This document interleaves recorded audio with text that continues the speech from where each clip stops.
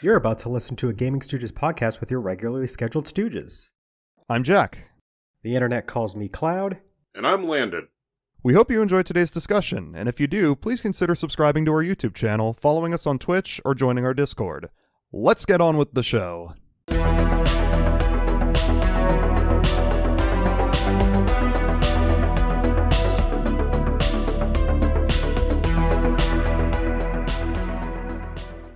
Hi, everybody. It's time for a new episode of the Gaming Stooges podcast, and I'm sure the topic that we're about to get into is one that everybody's been talking about lately. Yeah, I don't care about that topic. Jack, what have you been playing recently?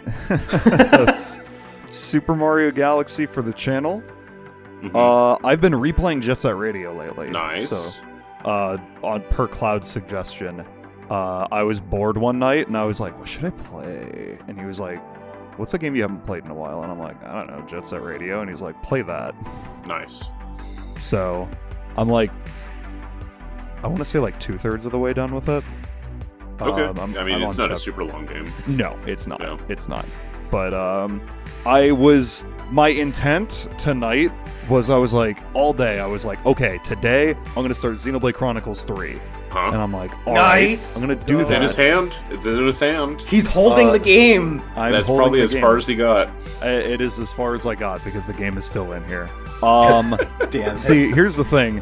I forgot that I had to edit and upload a video for tomorrow until I was a little too late, and I'm like, shit. So I never got the chance to actually start it. You'll get there one day. Don't worry. Yeah. Baby steps. I brought it to my desk. So I'm at a different angle than normal. That's why.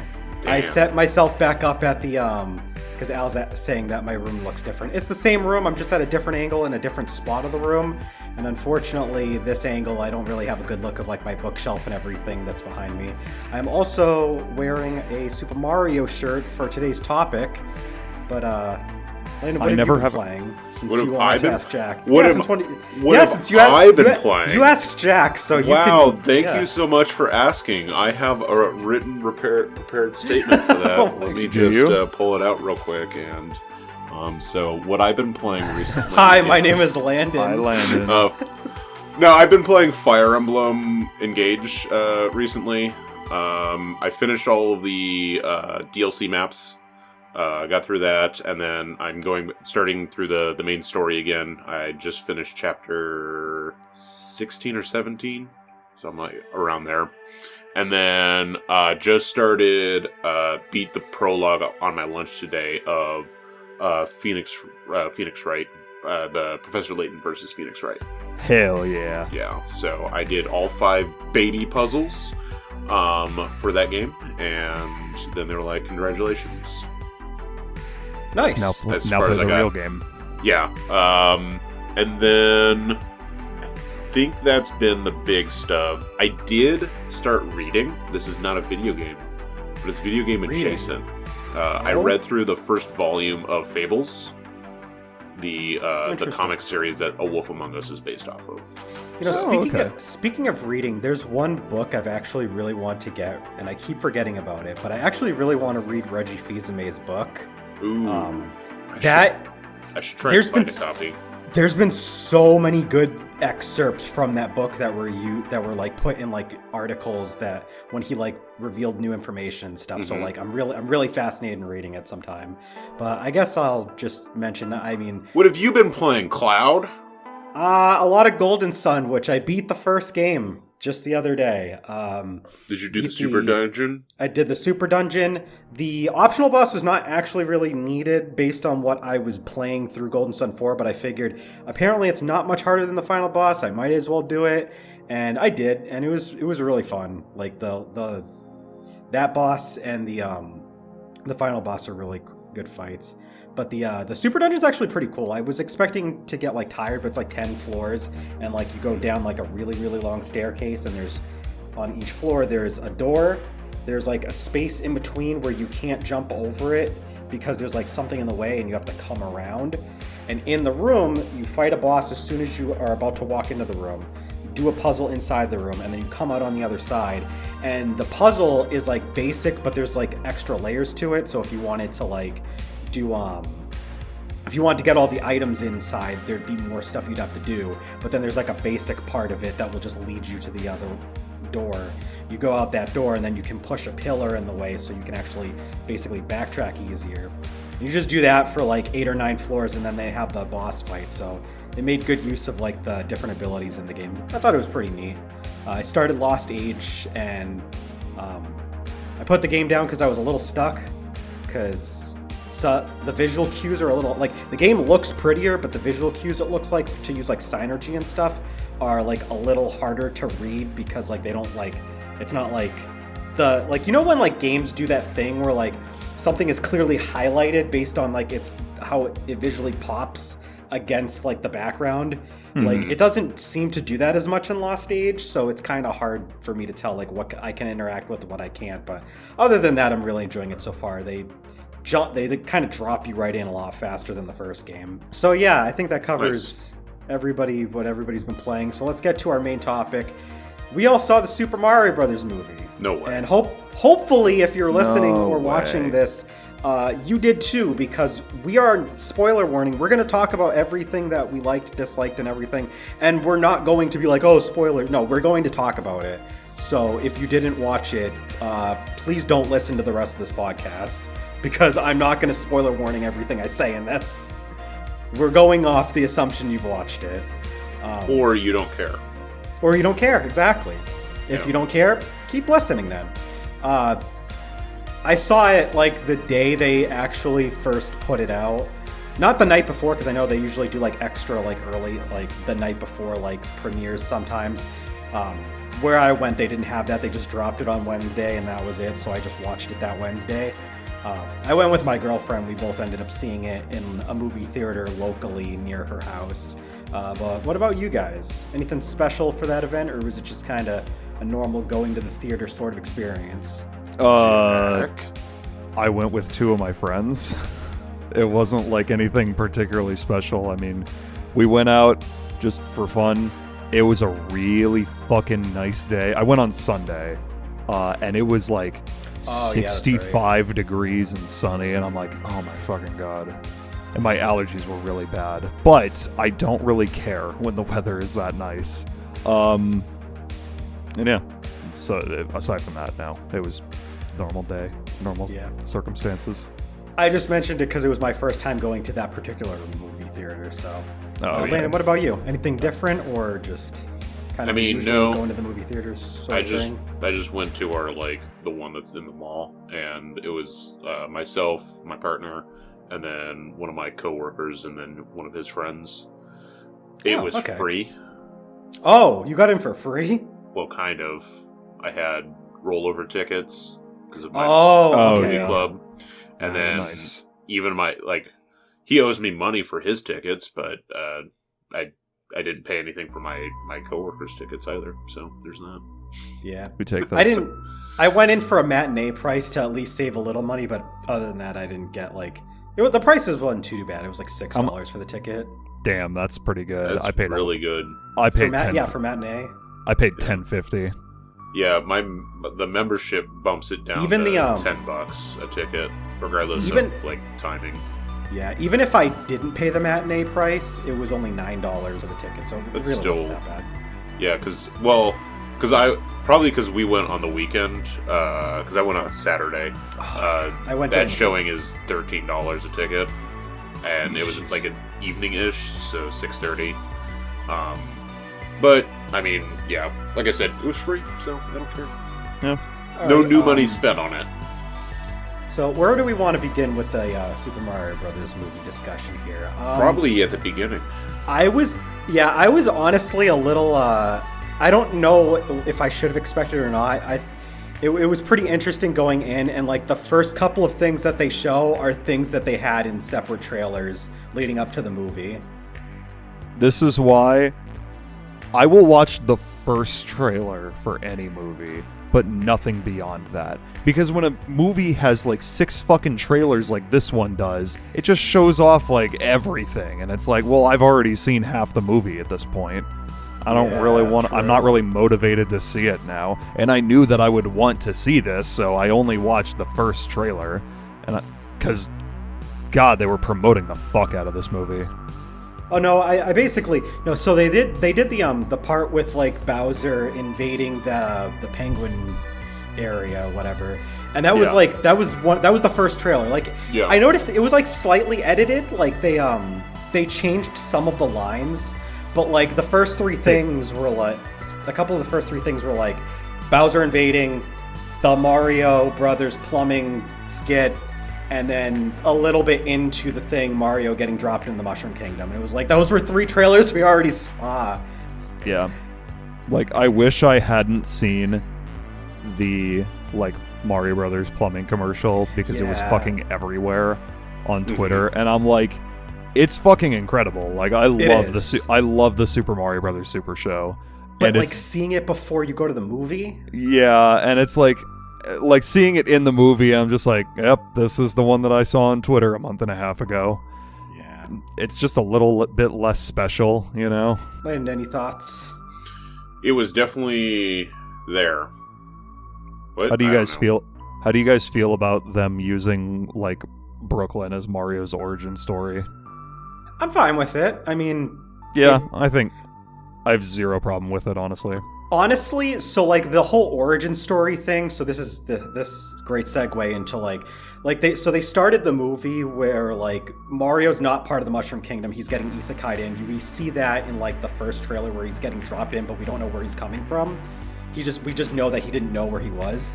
And I mean, I think it makes sense the way that they did it, so that way they're like, cause like it took less explaining and just felt more natural to be like, Mario doesn't know where he is and he's in a new world. Like that's it, and it's not like overplayed either. It just they just kind of like do it and it's like, okay, that works.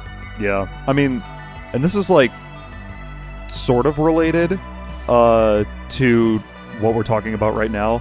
But did you guys feel like the pacing in the movie was kind of fast? It was very fast. Yeah, like fast. Like the events that occurred in the movie were like, it was just like one right after another. Like Mario is in the Mushroom Kingdom like 10 minutes into the movie.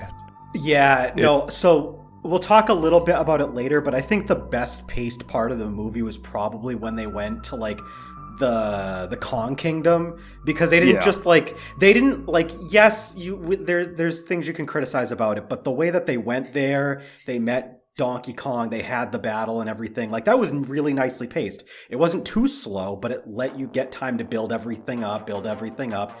And I felt like a lot of the rest of the movie was like really fast and just kind of choppy, but like not like in a bad way. It wasn't like horribly choppy. It was just kind of like they didn't let certain things like have enough of an impact. It was noticeably like major events in the story are happening awfully fast, aren't they? Oh yeah.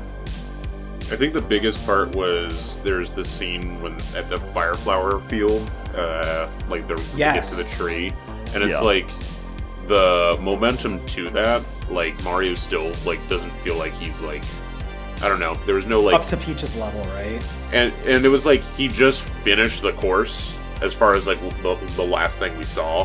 He finishes the course to get the training, and then they walk. And then they're at this field. Yeah, this is like 6 hours after.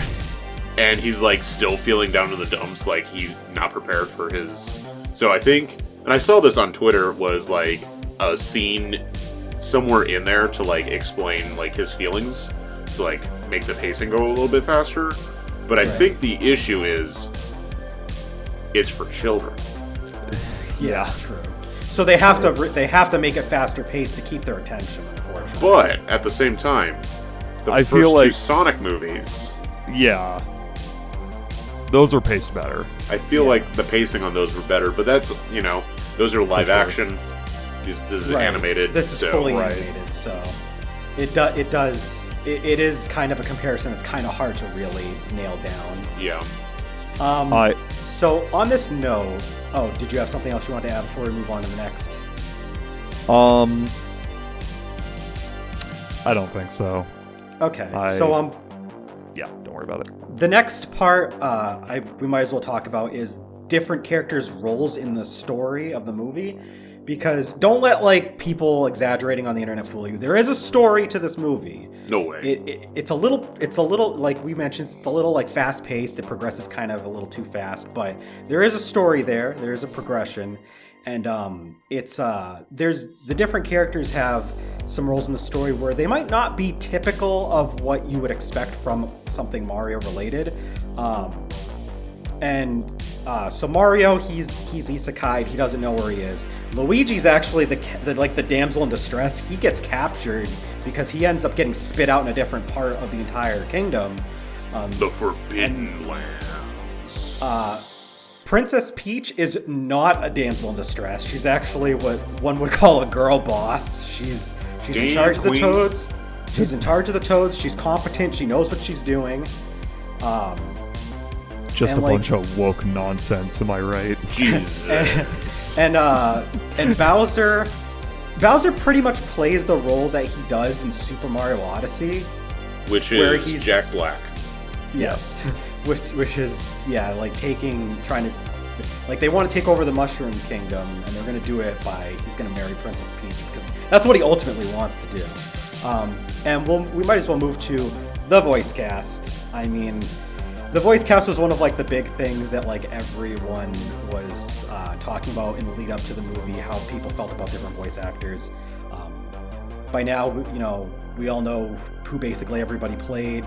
You had Chris Pratt as Mario, you had Charlie Day Luigi, Jack Black was Bowser, Anya Taylor-Joy was Princess Peach, you had Keegan-Michael Key as Toad, etc., etc.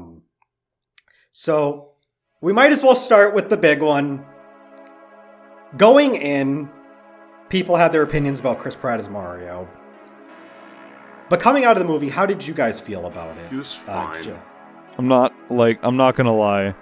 I was a certified Chris Pratt hater when it was first announced. Yeah, he is. He still is, but he used to be too.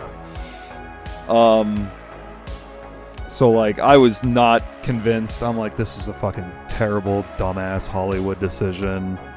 Like, I don't care if people are defending it. They can do that if they want, but like, it's very much just like they wanted a big Hollywood name to play their main character. That being said, he was not bad. Yeah. Like, I didn't like for the most of the movie, I was not thinking of Chris Pratt when he was talking. Like, he did a decent job of playing his character.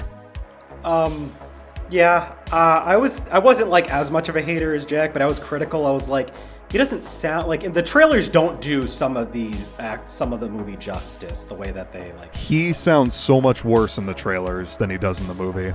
Agreed. And I think part of the reason why is probably just the context, the way that they have the movie where like it's an isekai and like the accents, the exaggerated accents are actually sort of supposed to be played up for how they like portrayed like the Mario Brothers as like plumbing specialists. So like he does have like moments where he's like, he sounds a little like he's too low pitched. Like if he just kept the pitch a little higher on average, he would have been like actually pretty good. Overall though, yeah, he was fine. Like he wasn't offensively bad. He wasn't like, I didn't like feel like I was taken out of the movie every time he spoke. Like he did overall okay. I think he did a pretty good job. At least. Honestly, my expectations were super low, and I was pleasantly surprised. Yeah, he did okay. Landon, how about you? How did you feel about? Pretty good. Yeah, well, like I said earlier, like he was fine. Okay. Charlie Day was Luigi. How did we feel about Charlie Day? I liked him. Yeah. I love Charlie Day. I love Always Sunny. I think he's a great fit for the type of character that Luigi is. Oh yeah. For sure. Yeah. He was a perfect Luigi. Like I don't really have much complaints. Like every time he was voicing him, like every time Luigi was on screen, it was great. Like I loved it. So like obviously it wasn't like, blockbuster mind-blowing performance, but it was good. I liked it. Like I have no complaints there. Jack Black's Bowser. What can we say that hasn't already been said? He's the best part of the movie, honestly. Oh, yeah. Like he fits him so well. Like I could not imagine someone else voicing Bowser the way he did. I'm gonna just go ahead and talk about the song because everybody's talking about the goddamn song. Yes.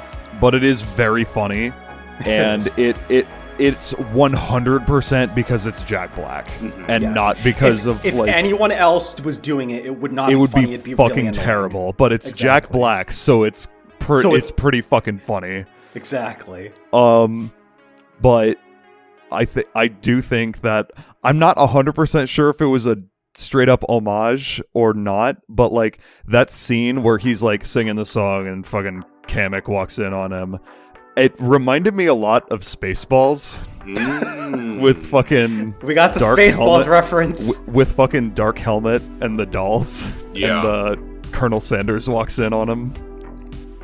It's like very similar. Like I'm not saying like Spaceballs invented that. It could just be a joke, but, trope like, that they used. it could be, but like it just the way it was like set up and the way it was presented was like very similar. I thought. You know, I like Jack Black as Bowser. I think Jack was kind of touching on a subject that I had mentioned privately, but the reason why Jack Black his Bowser is good is like because it's him and the way that he can do the voice and the way that he can portray the character. If it was like anyone else, it would feel so different. But because it's Jack Black, like it fits so well. I mean, there was like a few moments where I feel like he could have hammed it up a little bit more, but for the most part, like I felt like it was Bowser. Like he couldn't have nailed it better. Yeah. A+. So we're gonna the entire focus of this podcast is just gonna become a Jack Black appreciation podcast. True. We're no Pretty longer much. doing video games, so we got to go watch the Mandalorian season 3 because he's in that now.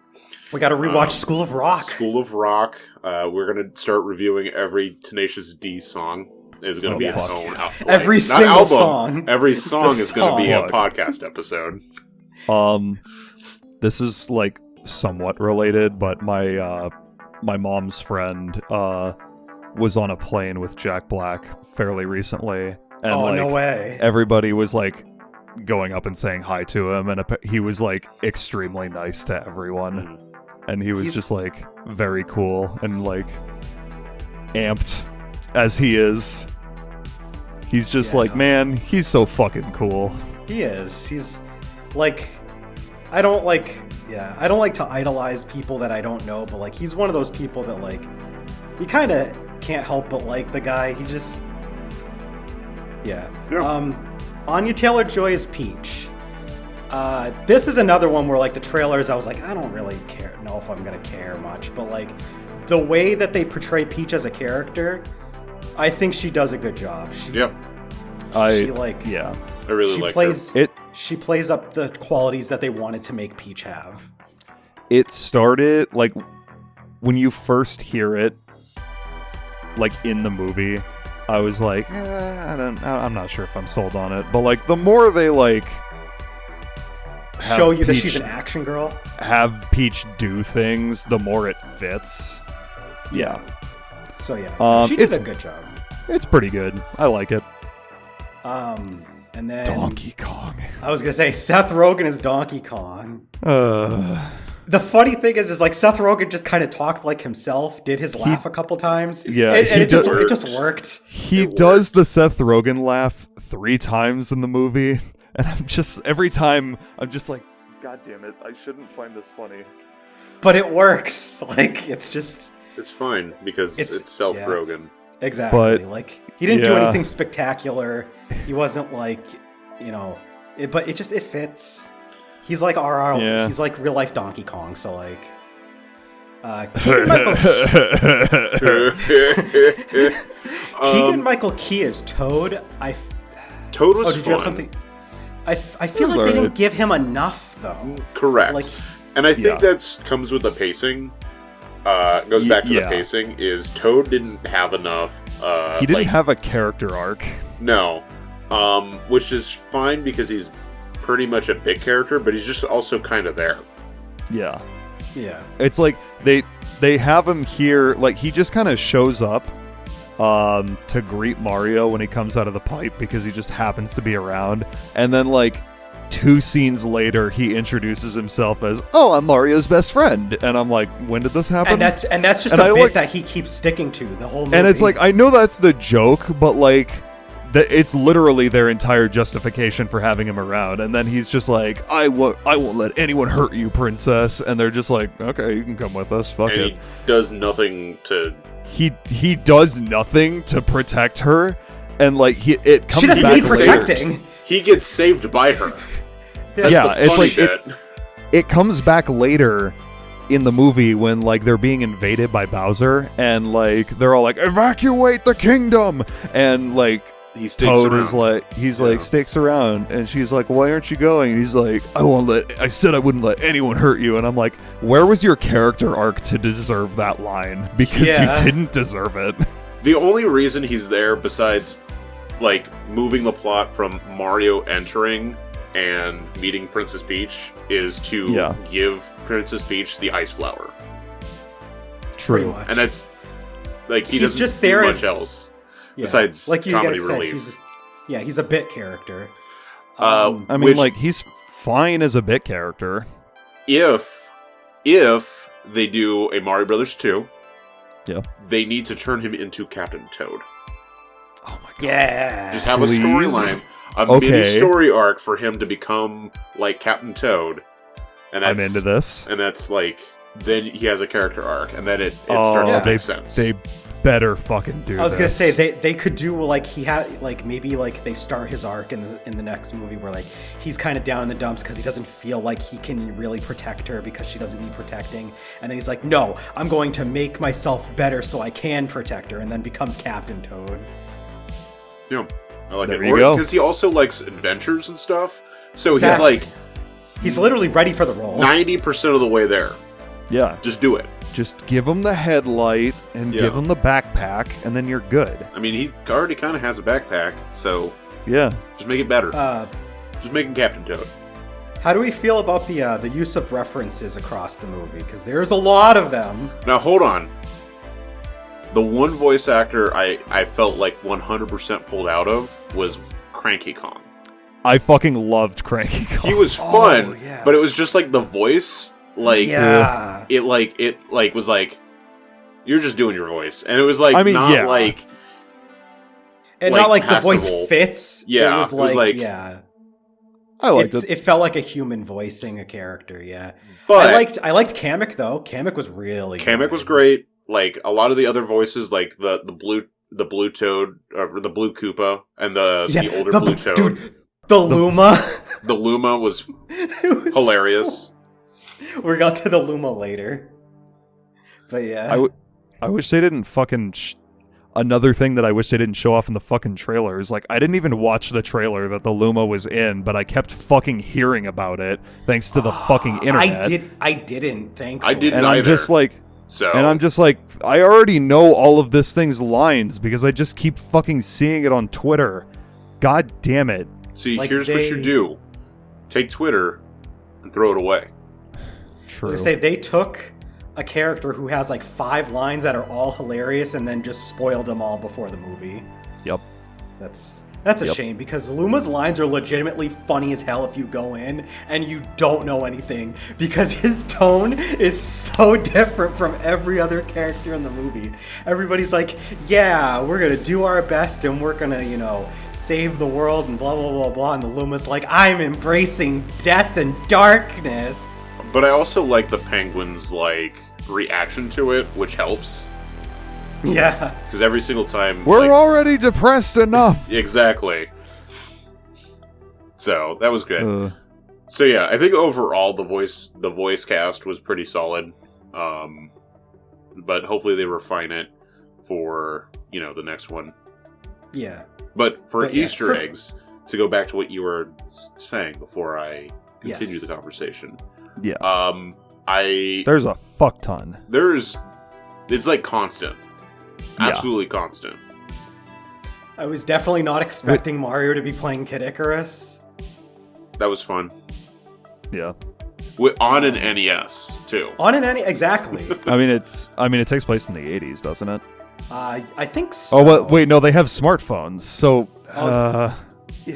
I feel like they no, I'm not they, sure. they maybe they just have like their own like timeline or something, or maybe they're just poor and they only still have their NES. I don't know. Because I mean, they're like what, in their early 20s in this movie? They have to be, because they have a whole family. Like they sit at a table with a dad, a mom, and everybody. Yeah. So like, and there's no way, like, you look at the dad, there's no way that man is over 60. He's like probably 40 something. At best, maybe he's early 50s. There's I think the no issue way is the Mario brothers are that. Mario has some sort of career. Mario and Luigi have had a career before this, but they don't tell us what. There's They like don't. no explanation. We know nothing. I just kind of assumed it was a similar line of work to what they were doing. Like, just sort of like general, like, what's the word I'm looking for? Maintenance, plumbing. Maintenance. I'm kind of surprised they didn't try to like reference like Wrecking Crew or something like that to that effect to like give them like a backstory before the plumbing gig. But I mean, outside of the Spike reference, that was like he was the Wrecking Crew. yeah, Like- there was like the one little nod that they did. But no, it's like weird because they're like, you need to get behind this character, but we're not going to explain much about his like backstory. We're just going to show you his family, and his dad is a stereotypical like dad in these, and so he's disappointed. So I don't know if we should just move on to like talking about like the next part of the movie, or if we should keep going with the references. I don't know if there's anything specifically to say 'cause, about like, them. I mean, I enjoyed them. Because I'll admit, I didn't. So like the next part of the movie is like when they get a gig with like these like rich people, and like that was one moment I feel like they like totally like stretched out more than it needed to happen. Yeah, no, there was this I whole definitely- bit with like a dog. Yeah, no, the entire time I was watching this scene, I'm like, I've never, it was the only part in the entire movie where I was extremely aware that I was watching an Illumination movie. Yeah, Because that was, like, very much an Illumination scene. Like, haha, the dog wants to kill them. They get into wacky hijinks. They fall out the window and catch the dog, and they almost die, but they don't. And then they break everything, and then they come back. It's just like, this is a fucking... This is dumb. And it's sad because, like we were talking about, that time that they stretched all of that out, and then they go and like try to save Brooklyn. Could be time spent on the goddamn backstory. Yeah, exactly. Or the hero's journey for Mario in the middle. Yeah. Like there's two spots Because where you could have just added time. Shortest hero's journey in the fucking... Really, it is. Yeah, it was like one...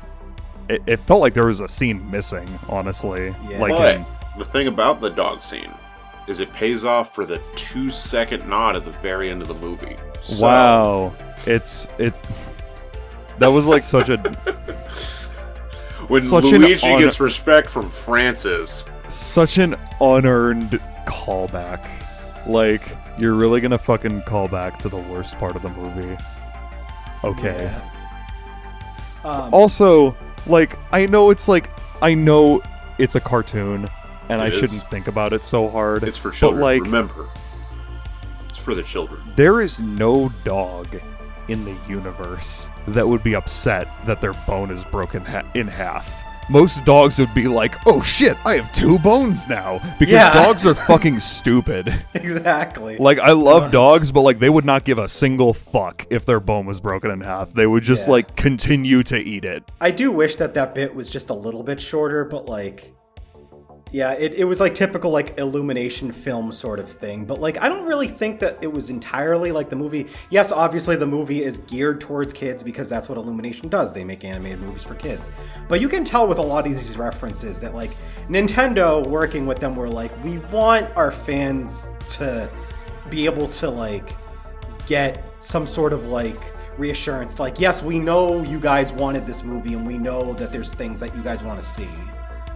Because there's so many references. Like, they put more Mario Kart references in that movie than I was expecting, because they had like the Mario Kart bit later into the movie, and they went further with it. Like the Kong Kingdom has a Mario Kart style course on it. They basically just kind of canonized that Mario Kart style as how they get around the kingdoms, which I thought was really cool. Although it's all controlled by the Kongs. Because otherwise, why wouldn't like Peach and them like have used that to get from the Mushroom Kingdom to it? Well, Bowser's Army had some cars too. So I don't know. So like, what the fuck is like Peach? Come on. Yeah, what's going on with the Mushroom Kingdom? What you doing? Why do the Toads just hit blocks all day for money? Is it a crypto scam? Oh yeah, that's right. I forgot about the little bit where like the Toads are punching the blocks and like they're trying to get the coins out and stack them up. Yeah, I think the Mushroom Kingdom is actually just a giant crypto scam. And slave labor. And Bowser is trying to save the world by enslaving every. You know what? I'm on board. Yeah, Bowser Jack Black is guy. trying to stop the crypto scam.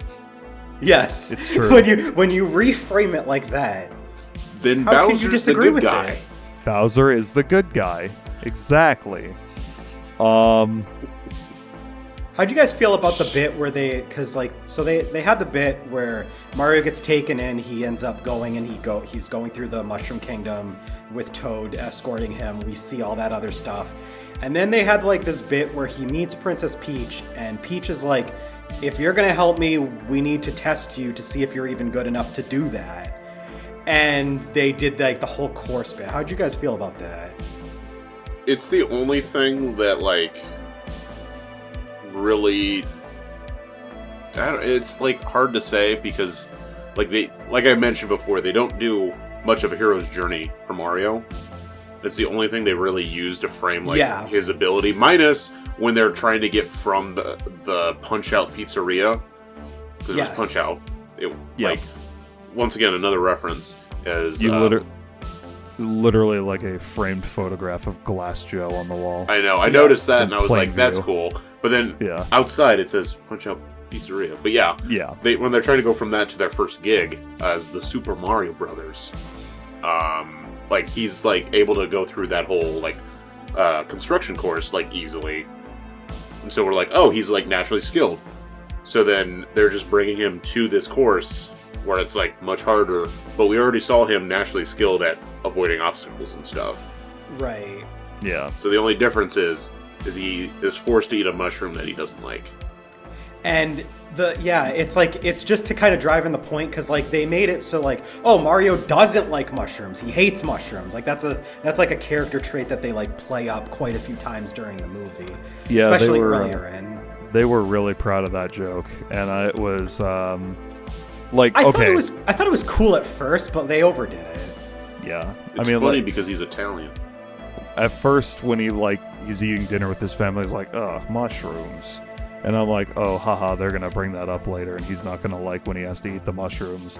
And then they just kind of like play it up and play it up and play it up, and it's like, yeah, I get it. To be fair, watching Princess Peach force feed him was pretty hot. I mean, cool. It was pretty funny. I do think that like the course bit was maybe a little like they did a lot of like typical kids movie humor cliches. Like they did the whole like, you know, having these really fast-paced action sequences and then cut to slow motion where he's just barely dodging something, and then he's like, "Mamma mia!" Yeah, but I laughed, so it's okay. But they did it that like, twice. Yeah, they did that twice, and they do like the typical cut where like, you know, he fails, he gets back up, he fails, he gets back up. He's, you know, eating the mushroom, he's like exasperated because he had to eat a mushroom, he didn't like it, he goes back. Like they do like that clip style, like fast-paced. It's a montage. It's a smash cut. It's smash cut. Thank you. That's what I was thinking. Have a montage. You gotta have that montage. But yeah, I mean, I thought it was kind of cool that they did like an obstacle course style thing like that, because like at no other point in the movie besides the construction part that Landon mentioned do they really show that off, and that's like a big part of Super Mario is like the obstacle course style. Well, the biggest thing would be at the end when Donkey Kong and Mario are entering Mushroom Kingdom again.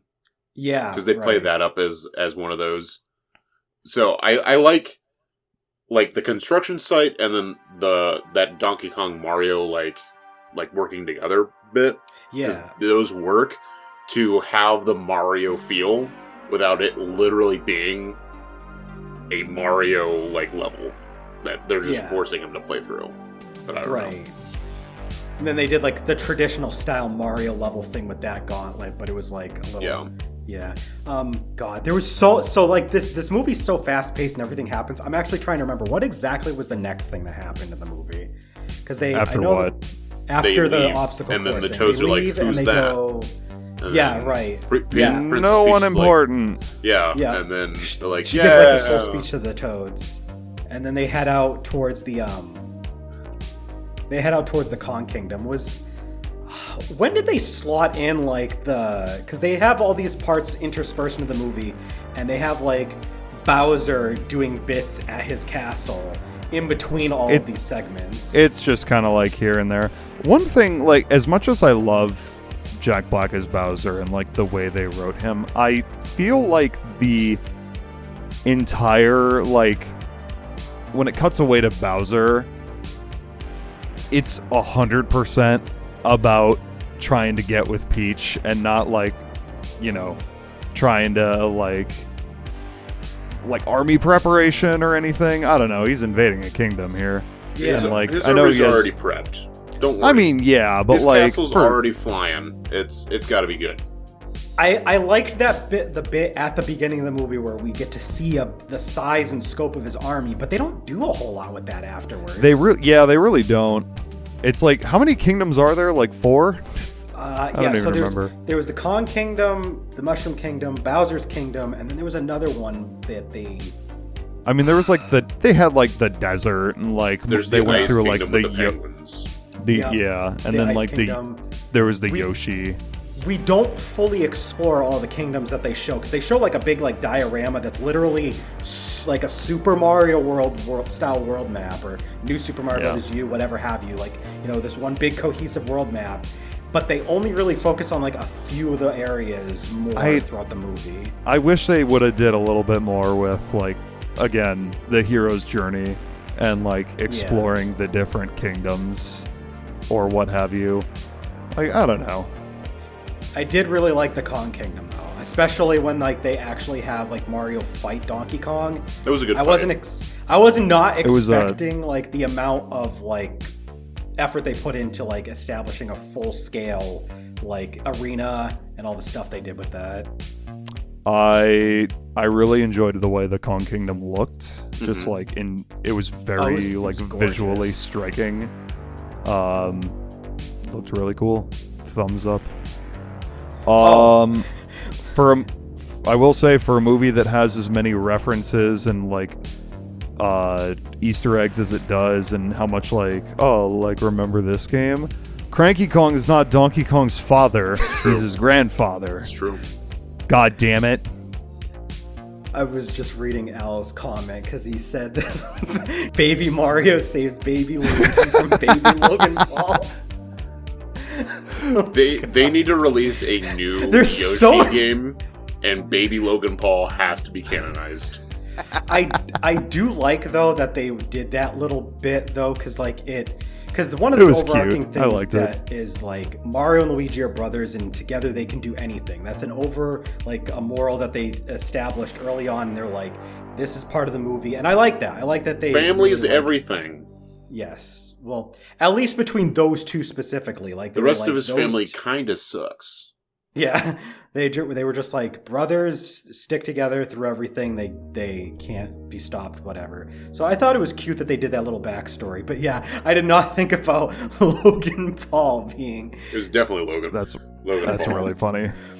But yeah, no. I liked the whole Kong Kingdom bit. I liked the fight, the lead up, the Mario Kart style course leading up to it was kind of cool, but like they really had to do like the 80s music for like so much of this movie. Like they did like they did like Beastie Boys, they did Aha, they did like I think that's why, Jack, earlier you might have mentioned like you thought it was like an 80s movie because of like they do a lot of those references. Yeah. Like, NES 80s music, like they really are trying to hint like, hey, 40-year-olds with kids, you remember the old days, right? Right? Like thumbs up. And Katie's like, yeah, I do. Yeah, but yeah, like they were really trying to like hint, only hint, one. wink, wink. They're like trying to hint, wink, wink, nudge, nudge at you. Yeah, there's a little bit too much licensed music, and it's like very much like predictable songs, you know. Extremely like, predictable songs. But the music, like the Mario music, reorchestrated and stuff. Yeah, that was used was really good. I enjoyed that. I would like to comment on the original score for this movie because like whenever there was an arrangement of a previously existing Mario song, like to talk about the scene that we're talking about right now, when they're prepping, when they're in the giant big Kong Kingdom garage with all the carts in it, and they're making their cart, and they're playing the Mario Kart Wii menu music. Yup. And I noticed that, and I'm like, oh, that's incredible. But, like, the original score, like, outside of the, like, just rearranging pre-existing Mario songs, not super memorable, honestly. Yeah. I think I might actually disagree here, because maybe not memorable. I actually really liked a lot of the music references. Like, they also had Mario Kart 8 music, of course they did, because it's, like, one of their best-selling games of all time. Well, I mean, like I said, I did love, like, the parts when they were just, like, the Mario songs, but, like, I'm talking about, like, the parts outside of that. It's just outside of that, yeah. Yeah, no, like, the Mario songs, the Mario songs were great. I mean, they didn't pick, like, bad, cringe-inducing music, like, they don't it's not... like... It's not bad, I'm just saying it was, like, it's just there. They really could have used some Imagine Dragons, is all we're really saying. Oh, God. No, I don't want to be that guy, but I'm just glad they didn't like put the bar so low that they put like some like really cringy like new like exclusively like newer like song that like is just kind of like a today's pop hit that's gonna die off in like 2 years or whatever. Like at least they didn't do that. But yes, they did really predictable like 80s and like contemporary hits. Like it wasn't really anything. But no, the original score is really good. On the topic of like having like Imagine Dragons in the movie. Yeah. Not to talk about Imagine Dragons specifically. Yeah. But like I'm glad that Nintendo clearly had some like influence. a chokehold on Illumination saying, don't put any dumb bullshit in this movie. Because there is extremely little dumb bullshit in the movie. Yeah. Like no they don't have nobody flosses, they don't do any of that dumb shit. No one dabs. No. And it's like, thank fucking God, because like, even if people don't like the movie, it could have been so much worse. Mm-hmm. It could have been so much fucking worse. And I mean, like, if it weren't for like the direct involvement with Nintendo. The creation of this movie, it would not have been nearly as good. Probably not, yeah. Because like Illumination just has a track record for doing very like for the time kids humor and shoving it as much as possible in the movie. Like Illumination, like on average, is pretty dog shit in my opinion. Like their best movie is Despicable Me, and that's like a 5 out of 10 movie at best. Like it's fine, but like but they're not the Mario. I'll say right now, the Mario movie is the best Illumination movie by far, and it's like a 6 out of 10. No, spoiler. Yes, spoilers. Yeah, they did. Speaking of music, they did do the DK rap reference. Unfortunately, they did not credit. They did not credit Grant Kirkhope. They credited like all of the everyone else. The credit scroll for every fucking like pop hit that's in the movie for like it's the like, artist, everything. And it's just like to the DK rap. They did it's literally just for the Mario 3D World, like Bowser's Fury song, where they just said it's from the game. Well, I mean, like that. I mean that too, but like so But like this specifically just like irks me because it's like this was like a very like, you know, it's an iconic song among like people like us because everyone knows it. Yeah. And like, how about you credit the dude that fucking wrote it instead of just saying, "Oh, it's from Donkey Kong 64." Because like the Super Mario 3D World thing, yeah, I get that, but they did at least credit. They had the names of like musicians, like they had Koji Kondo and stuff like that in the credits earlier in the scroll. So like they had his name somewhere, but they didn't put Grant Kirkhope anywhere. Grant Kirkhope deserves so much better. Like he literally didn't even know until he saw it on Twitter. Yeah. Like no one told him. But yeah, no, I was surprised that they did the DK rap at all. Like I was not expecting them to like pull a DK64 reference. Does this let alone that? Does this mean that we're going to get Donkey Kong 64 on Nintendo Switch Online tomorrow? Oh Christ! I will. I'll say it right now. I'm not going to play that fucking game. Nose goes. None of us are playing it. Fuck it. But congratulations, new Patreon tier. You play Donkey Kong 64. Yeah, you play it for us and send us the footage. God. And then we just watch it on stream and we just hold a controller and just like pretend like we're playing. God, like that one, that reminds me of like that one speed run where like it was a fake speed run and they took like a task speed run and there was like this, I think it was like a Latin American YouTube channel, huge channel with like millions of subscribers, and they had this like fake like speed runner playing the game, and like you can see like he doesn't know when he's supposed to, like when he has a free moment and when he's supposed to focus on the game, because he has like, they have him in like this thing where like you can see his hands and he has a pizza, sorry for the mic bum, he has a pizza and a drink near him, and in between levels he's trying to take sips and eat the pizza, and like there's moments where like he doesn't realize he has enough time, he goes to reach for the pizza and then the next level just starts. Like it reminded me of that for some reason. But no, so the next part, they have the Donkey Kong fight. The Donkey Kong fight had quite a few little references I really liked. I like how they, like, it was probably the last part of the movie where, like, the whole, like, Mario hates mushrooms bit was really funny. Because, like, he picks up a blue mushroom. They never explain what the blue mushrooms do up to that point in the movie. It was the first time you saw one.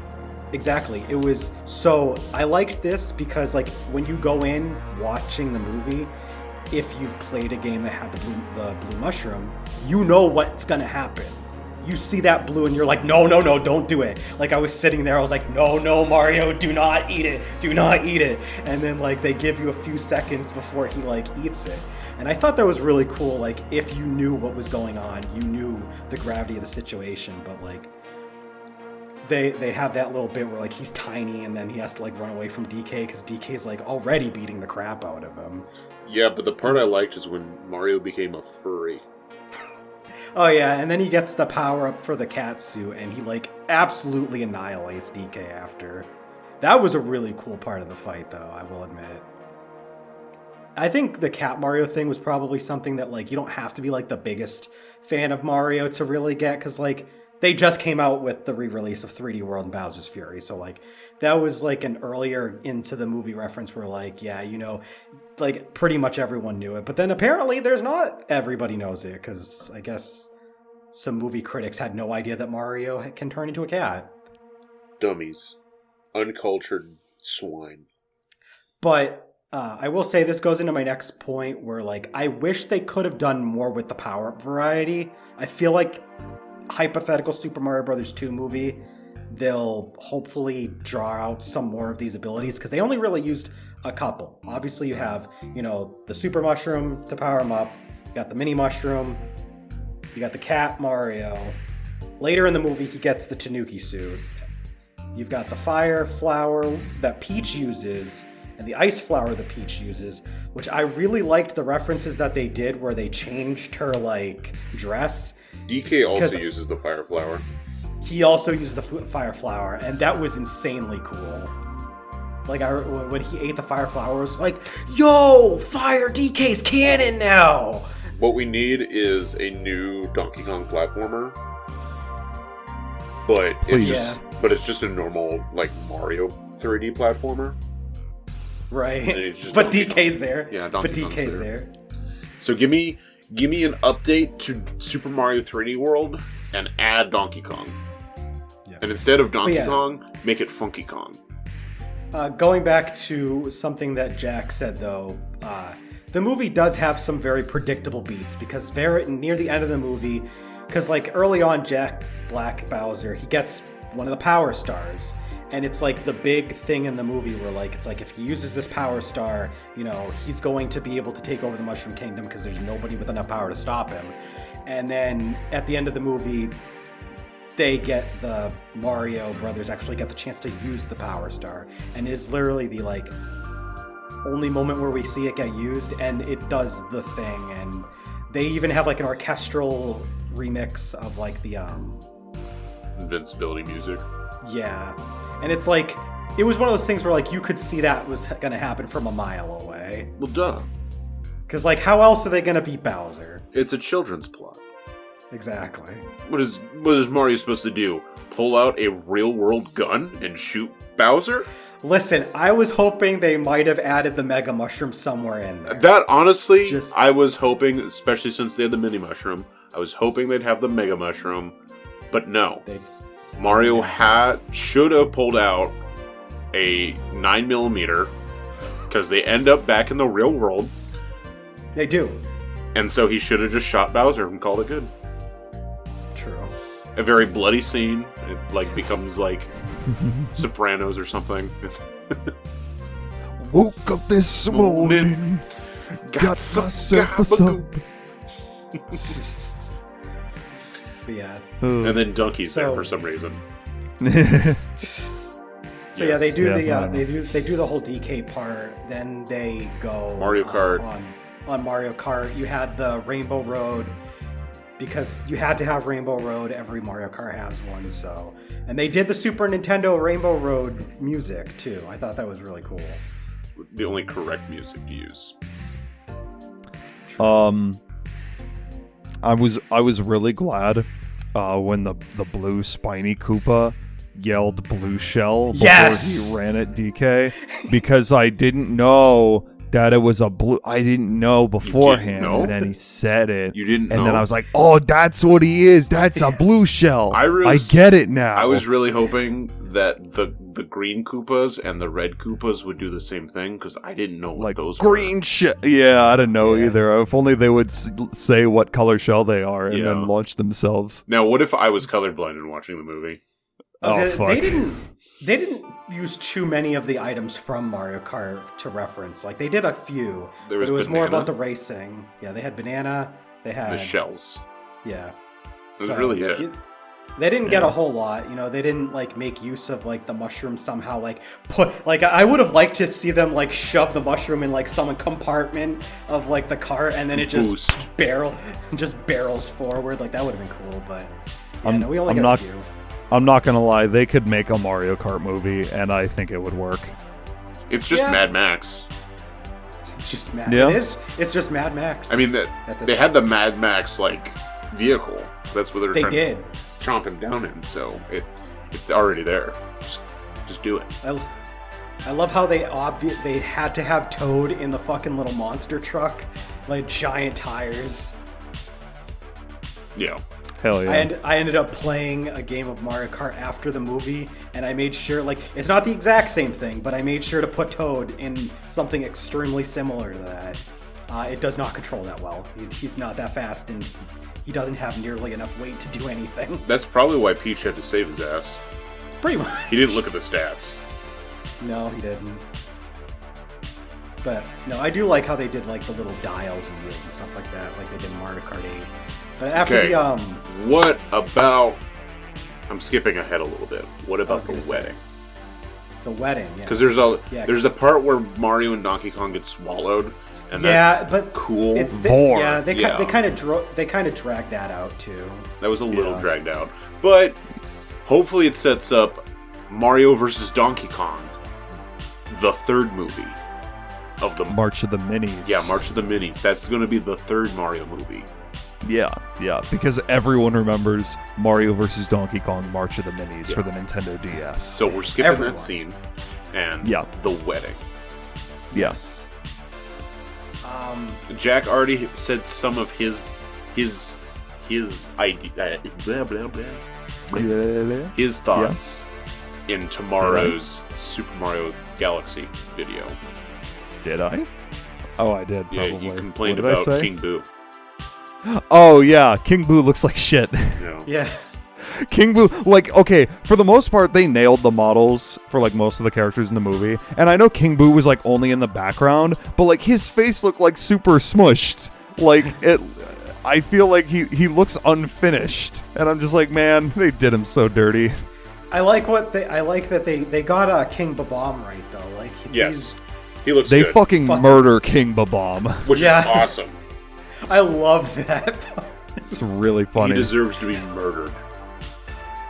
It was hilarious. It was. Dude's I'm glad a that they war put him criminal. in the movie. But yeah, no, the wedding part, I liked it. I mean, it was all right. Good. It was a fun scene. Yeah. Good scene. Like I said, I like that they had like the ice flower moment, and you know, Peach gets like her dress changed to like the blue dress because like they because like those, I don't know what other Mario games those have appeared in, but like those were like I know them from Smash Brothers that they had like those those colored dresses, but I don't know if they really had utilized that a lot. So seeing the fire and ice Peach was pretty cool. Feel like that's more than enough. Yeah, but yeah, it was pretty cool. I like how, I mean, I'm saying pretty cool. Pretty cool. About an ice flower moment. It's pretty cool, man. Cool, man.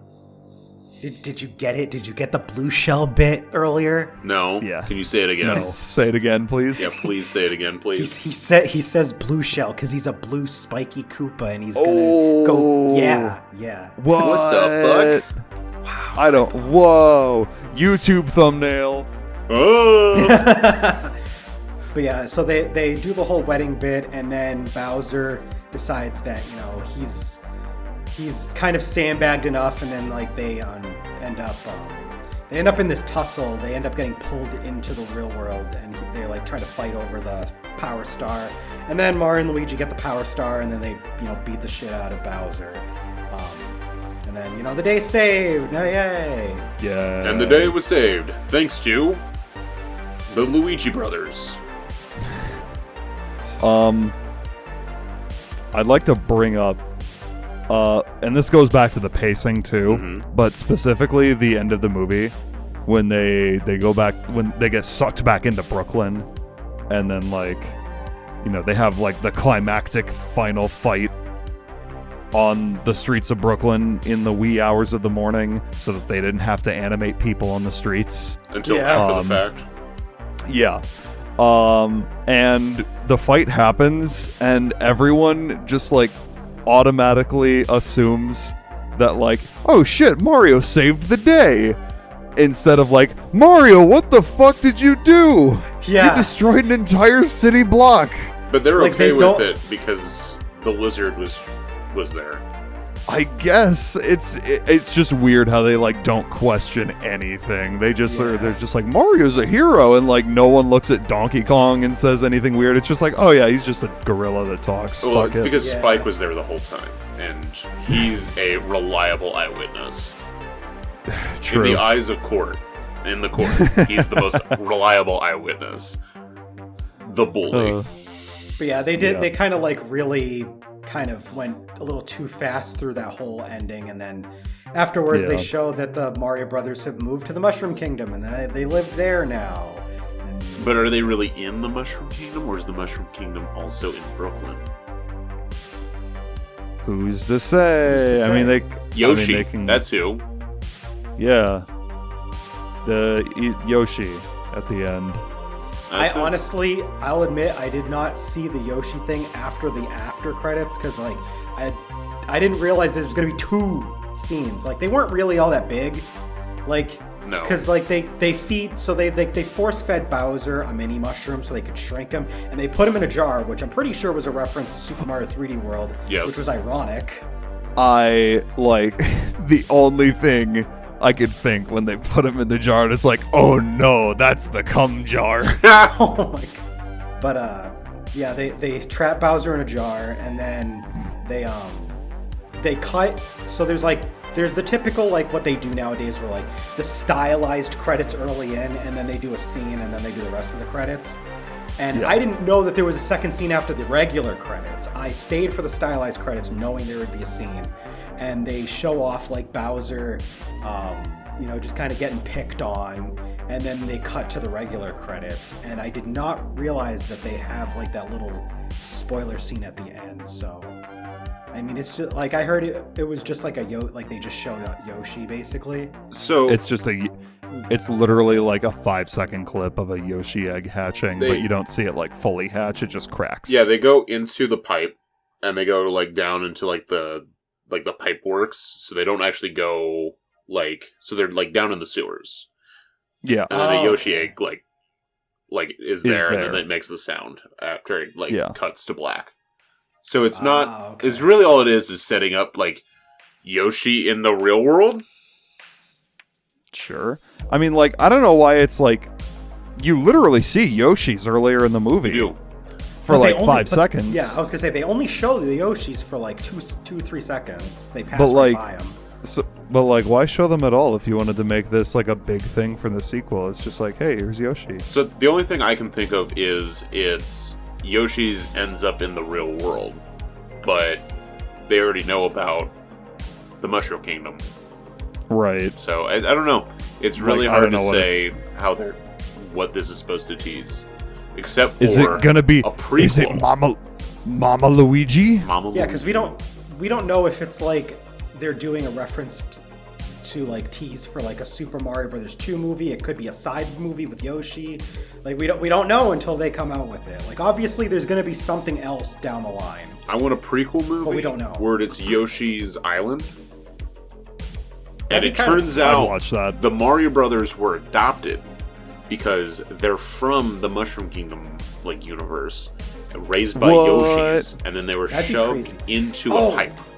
Speaking of, that was like a point that they made about Peach's character, is that like she learns that she's not like her first memory is getting adopted basically by the Toads and then becoming their princess, and she has no idea of her life before this. But they don't do anything with it beyond that. They're just like, oh, she knows that Mario's different because she's also different, and that's it. Like, it's everything surface level with the movie when it comes to like explaining lore. It's like just very surface. That was my point with like Al in the comments for the stream mentioned that Mario and Luigi are supposed to be working for the Wrecking Crew company, but like literally nothing's explained. And if that is true, then cool. That is a nice nod, but it's like just dig a little deeper with it. Yeah, just a little bit. Every storytelling in the entire movie was extremely basic. And doesn't really go anywhere. Damn you, children's movie. Not that I was expecting it to go very far, but yeah, it was a little disappointing. You know what I found kind of silly is that as much as I found like the Luma to be funny, because like there's a part in the during the wedding where like Bowser's like, oh, I'm gonna sacrifice all of these for our in the name of our wedding, and like he starts lowering all these cages that have all of his captives in it, and like one of them's the Luma. And like the Luma's like, yeah, he's like hyping up getting dunked into the lava. And then when like they stop the crane and like Luigi's like hanging there because part of his cage is already melted, and he's like trying to like not fall in the lava. And the Luma's like, boo. I'm like, dude, you could have just like just dived in the lava if that's really what you wanted. He could also escape at any time. Like they show him fully leaving his cage and coming back in. Yeah. Dude's just I don't know. He's a bum.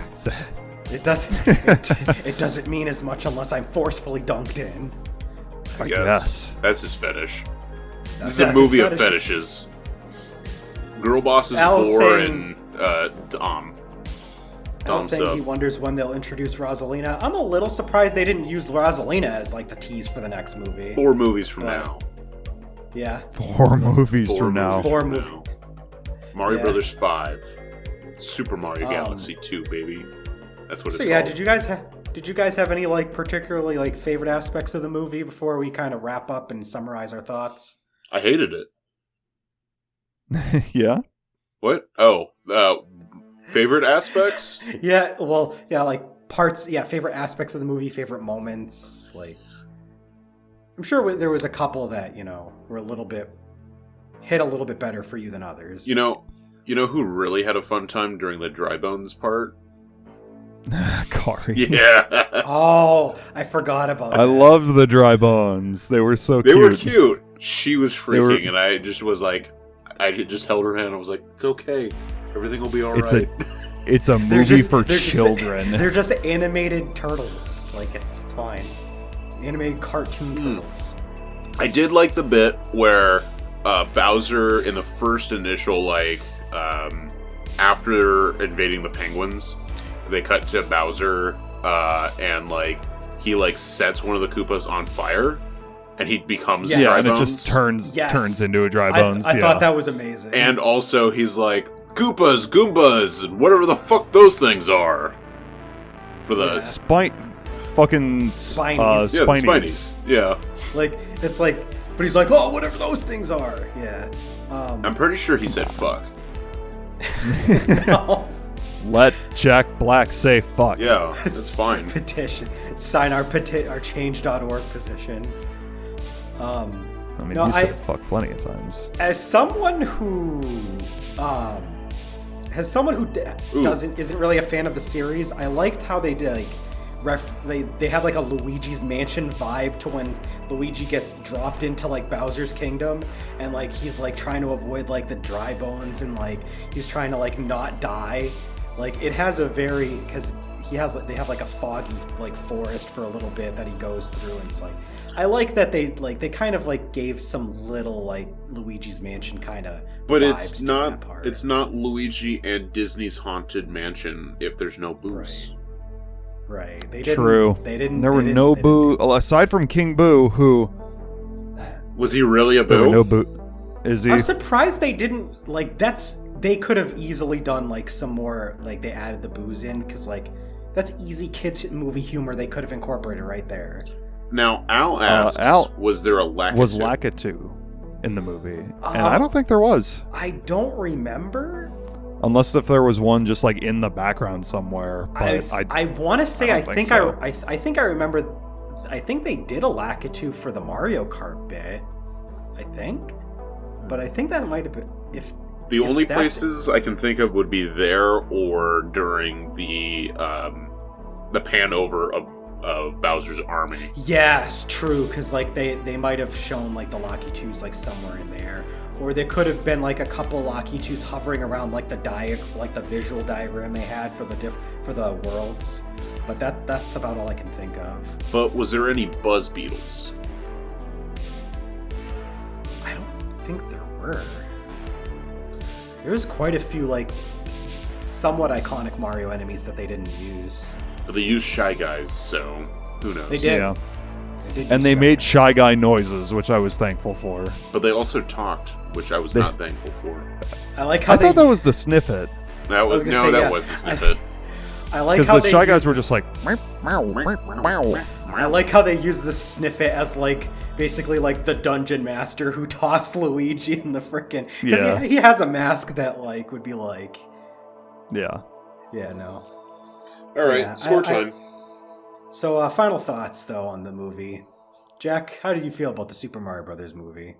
I went in with pretty low expectations and walked out decently surprised. Were you pleasured? I was a little pleasured. Oh, wow. God damn it.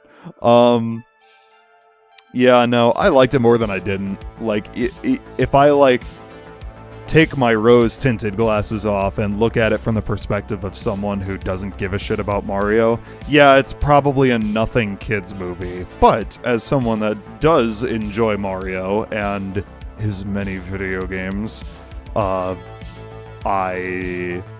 liked it, kind of. Kind of liked Give it. it That's a solid Middle thumb. That's a solid, solid thumb middle. Middle sideways thumb. I'm gonna say like somewhere between a 5 and a 6, depending on my mood. Yeah, I kind of echo that. Going in, I had low expectations because it is Illumination. It's not like Disney Pixar. It's not even DreamWorks. So I was like, I don't have high hopes. It's not even KJ Studios. But I will say that after I saw the movie, I walked away pleasantly surprised. Obviously, it wasn't a groundbreaking movie. It was pretty safe, as some people have said. They played a lot of things really safe. There's a lot of surface level stuff. But they didn't do anything offensively bad. They did, the way that they portrayed the movie, I think it'll age decently well. It's not going to be a groundbreaking movie, but you'll be able to go back to it, I think, down the line and be like, hey, yeah, this is a pretty good movie.